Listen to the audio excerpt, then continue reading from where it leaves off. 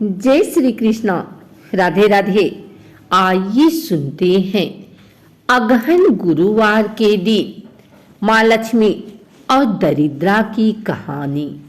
चूंकि लक्ष्मी और दरिद्रा दो बहनें थीं। लक्ष्मी धन की देवी थी जबकि दरिद्रा गरीबी की देवी थी।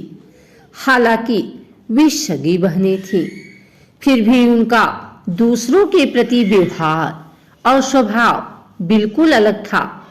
लक्ष्मी सुबह जल्दी उठ गई। वह नियमित रूप से स्नान करती थी, नियमित रूप से भगवान को याद करती थी। वह मुस्कुराते चेहरे के साथ अपने दिन प्रतिदिन के काम में गहरी दिलचस्पी लेती थी। वह सभी से दोस्ती करती थी और देर रात तक काम करती थी।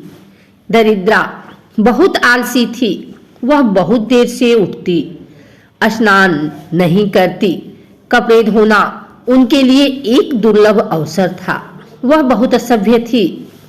वह उतनी ही चुलबुली और विचारहीन थी। क्रूरता और भय उसके लिए स्वाभाविक थे। वह आमतौर पर झूठ बोलती थी और दूसरों को बेवकूफ बनाती थी। सड़क पर पुरुष उससे हमेशा नफरत करते थे। देवी लक्ष्मी भगवान विष्णु को बहुत पसंद थी और उन्होंने खुशी खुशी उनसे विवाह कर लिया। दरिद्रा अकेली रह गई। वह गुमसुम हो गई। एक दिन लक्ष्मी ने भगवान विष्णु से कहा, मेरे प्यारे पति, दरिद्रा मेरी सगी बहन है। वह अकेली है। अब वह काफी बड़ी हो गई है। कृपया उसके विवाह की व्यवस्था करें। हमारे समाज में अविवाहित महिला का जीवन कठिन है। भगवान विष्णु ने कहा, मेरी प्रिय, तुम्हारी चिंता उचित है, लेकिन उसे शादी कौन स्वीकार करेगा? उसके रहन सहन के तरीके से हर कोई नफरत करता है। वह मैले कुचैले कपड़े पहनती है और अपना समय बर्बाद करती है। यहाँ तक कि कोई साधारण आदमी भी उसका हाथ नहीं पकड़ेगा। लक्ष्मी ने कहा, उसकी शादी एक ऋषि के साथ तय करो। वह उससे ज्यादा उम्मीद नहीं करेगा क्योंकि उसका अधिकांश समय धार्मिक अनुष्ठानों में व्यस्त रहेगा। भगवान विष्णु सहमत हो गए। उन्होंने दरिद्रा के लिए उपयुक्त वर की तलाश की। एक ऋषि उससे विवाह करने को तैयार हो गए। ऋषि के अधिकांश शिष्य दूर थे। उन्हें यज्ञ करने में किसी की सहायता की आवश्यकता थी। देवी लक्ष्मी खुश थी कि एक ऋषि ने उनकी बहन का हाथ स्वीकार कर लिया। उसका विवाह संपन्न करने के बाद वे अपने राज्य लौट आए। दरिद्रा ऋषि की जीवन शैली को स्वीकार नहीं कर सकी। वह देर से उठती थी, स्नान नहीं करती थी, आश्रम की साफ सफाई की परवाह नहीं करती थी। ऋषि उसके आलस्य से तंग आ गए थे। उसने उसे छोड़ दिया। दरिद्रा बुरी तरह निराश हो गई। वह फिर लक्ष्मी के पास गई। बहुत जर्जर और अव्यवस्थित लग रही थी। लक्ष्मी को उस पर दया आ गई। उसने विष्णु से कहा, कृपया उसके लिए उपयुक्त निवास की व्यवस्था करें। उपयुक्त आवास के बिना एक महिला का जीवन कठिन है। मैं जानता था कि आदतें मुश्किल से मिटती हैं, लेकिन उसे इस दुनिया में जीने का अधिकार है।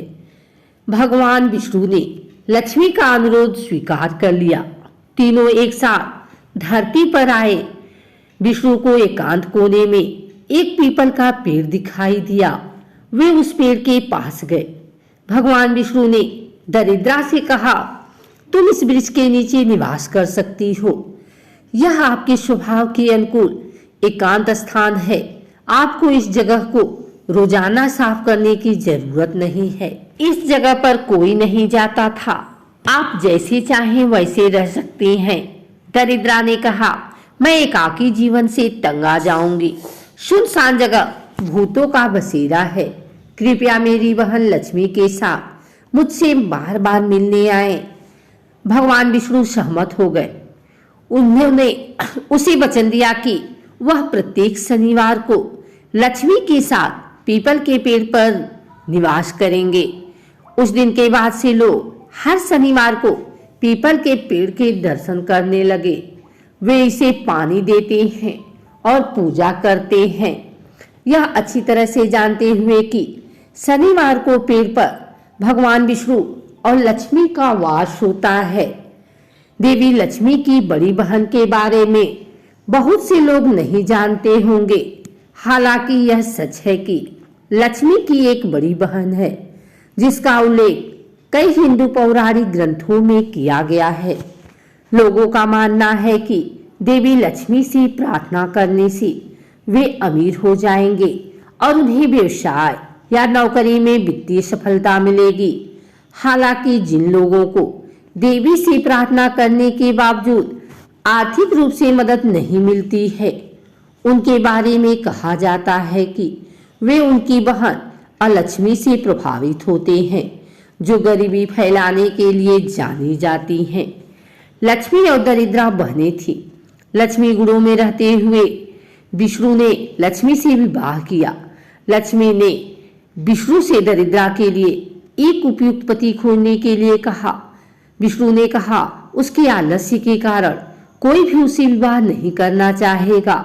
लक्ष्मी ने कहा एक ऋषि दरिद्रा के लिए उपयुक्त पति होगा, क्योंकि वह पूरे दिन अपने ध्यान में व्यस्त रहेगा और उसके आलस्य से परेशान नहीं होगा।